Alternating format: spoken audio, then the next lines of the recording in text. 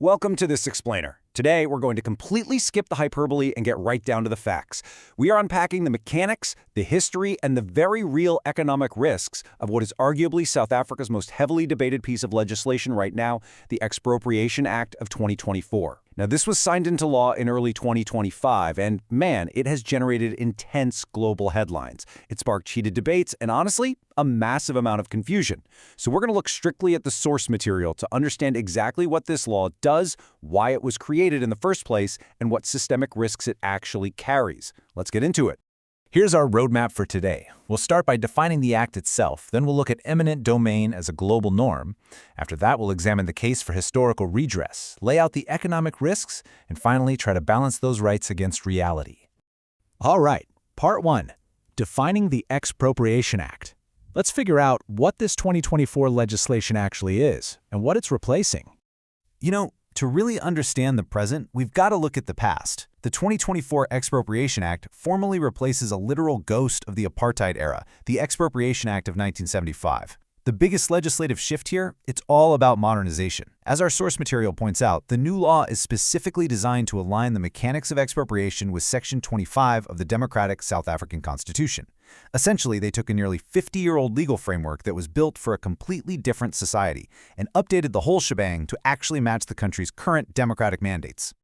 Okay, let's strip away that seize-all narrative you've probably seen all over the news. The absolute most controversial part of this act is the nil compensation clause. Yes, that means a literal zero-rand receipt. But the source makes a really crucial clarification here. This is not about arbitrary, widespread seizures of everything. Not at all. It identifies very specific, narrow, and limited circumstances where it might be legally just and equitable to pay zero compensation. And get this, it covers all property, not just rural farmland. We're talking about things like abandoned, decaying inner-city buildings, or maybe unused tracts of land that are already held by state-owned enterprises. Moving on to Part 2, eminent domain and global norms. Because you might be wondering, is this just a South African phenomenon? Well, looking at the global data, the answer is a resounding no. Expropriation, which is often called eminent domain or compulsory purchase depending on where you are, exists in practically every modern legal system on the planet. The US, the UK, Germany, Brazil. They all have embedded legal mechanisms that allow the state to take private property for public use. And here is a huge mythbuster for you. While market value is often used as a standard baseline, international law absolutely does not strictly mandate it. In fact, several countries legally allow for compensation that is way below market value as long as the expropriation serves a compelling, undeniable public interest. But here's where the distinction becomes absolutely crucial.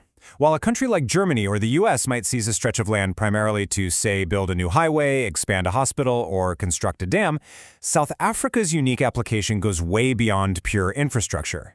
South Africa is using this as an active, legally defined tool for historical redress. It's a specific mechanism deployed for land reform to correct literal centuries of colonial and apartheid-era dispossession. Which brings us to Part 3, the case for redress. Why exactly is this needed?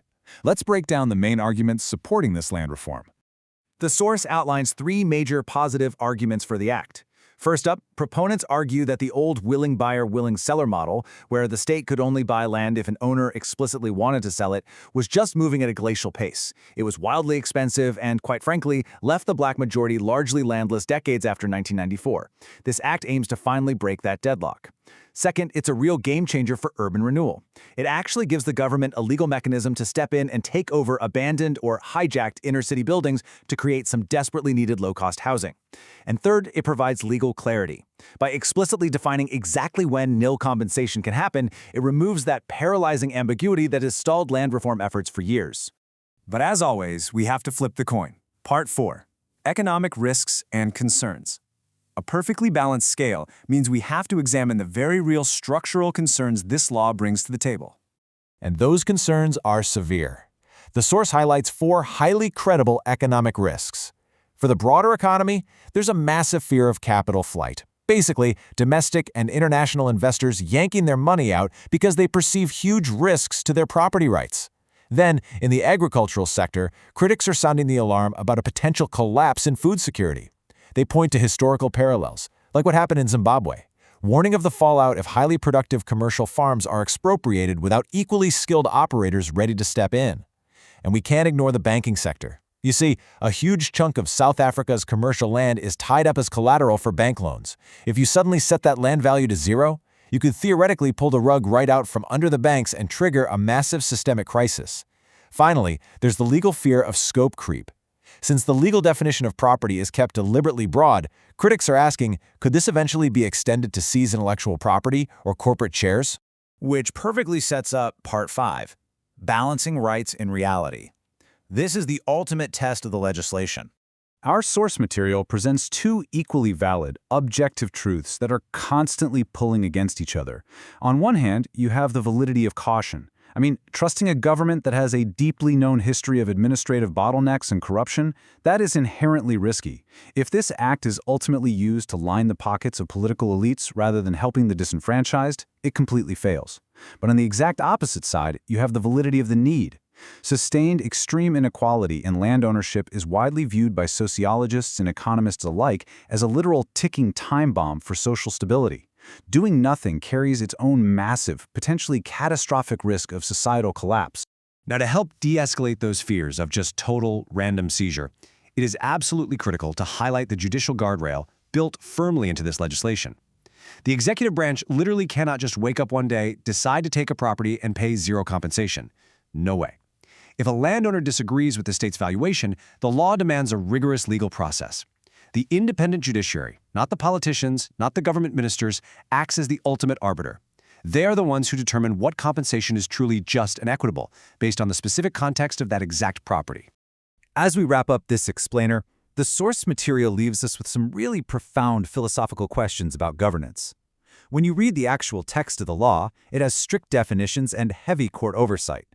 So we really have to ask ourselves, is the widespread global anxiety actually driven by the clauses on the paper, or is it fundamentally just a manifestation of low trust in the state's capacity to execute those clauses fairly and without corruption?